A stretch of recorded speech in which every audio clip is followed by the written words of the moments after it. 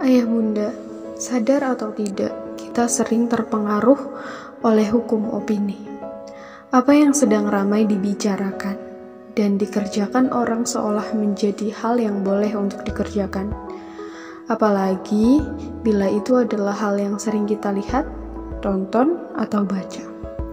Saat kita tidak mengerjakannya, kita pun menjadi seperti orang yang bersalah. Salah satunya adalah mengizinkan anak berpacaran.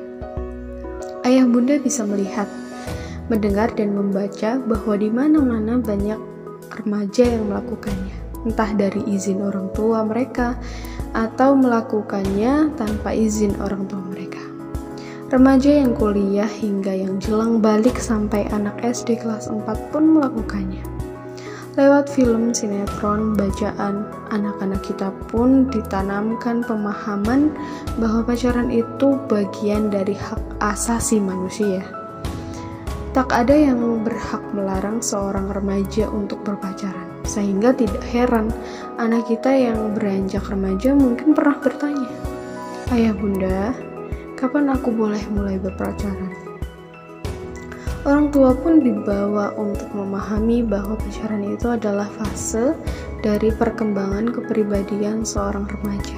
Sehingga kemudian dibuatlah berbagai artikel tentang rules of pacaran yang harus ditanamkan orang tua kepada remaja mereka.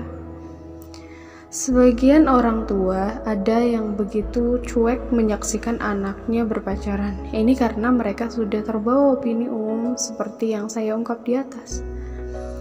Jadi mereka seperti tidak peduli anak gadis atau jejakannya pacaran dengan siapa dan melakukan apa saja selama berduaan dengan kekasih mereka.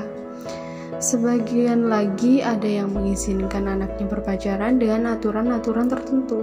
Tidak boleh pulang malam, jangan melakukan tindakan tak senonoh seperti berpelukan, berciuman, dan sebagainya, dan lain-lain. Tentu setelah sebelumnya ayah bunda menyeleksi siapa yang boleh berpacaran dengan anaknya, bukan begitu? Fakta pacaran. Ayah bunda, saya belum akan memulai pembicaraan soal ini dari sudut pandang agama. Saya belum akan memulai mengeluarkan satu atau dua ayat maupun hadis. Tentu saya hafal saja untuk membahasnya. Mengapa? Terkadang di antara kita ada yang merasa begitu berat untuk menerima nasihat dari agama.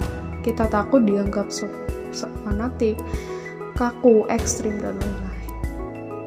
Kita lebih senang membicarakannya dari sudut pandang kemanusiaan, bahwa pacaran itu adalah fase di mana anak kita yang remaja sedang ingin menunjukkan eksistensinya sebagai pria atau gadis yang dewasa, yang bisa berkasih sayang pada orang lain, dan tentu saja juga senang untuk diperhatikan orang lain yang mereka sukai. Jika begitu, mari kita bahas dari sudut pandang ini. Pertama, apakah ayah bunda tahu apa saja aktivitas remaja sekarang saat berpacaran? Saya ingin katakan, kita orang tua seringkali memandang pacaran dari sudut pandang kita sebagai orang dewasa.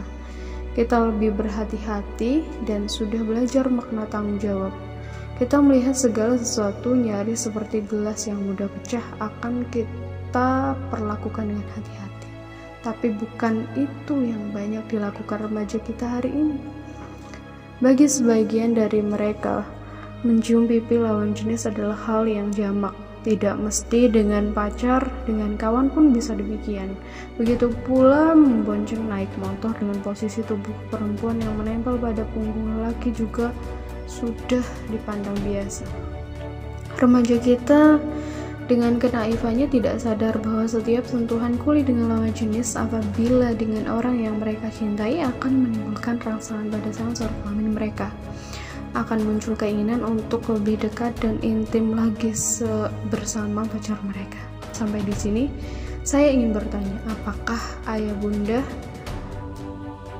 apakah berdua siap jika suatu ketika memergoki buah hati Anda berciuman dengan pacar mereka? Atau pacar mereka sedang meremas tubuh anak gadis Anda? Ayah bunda rela melihat semua itu?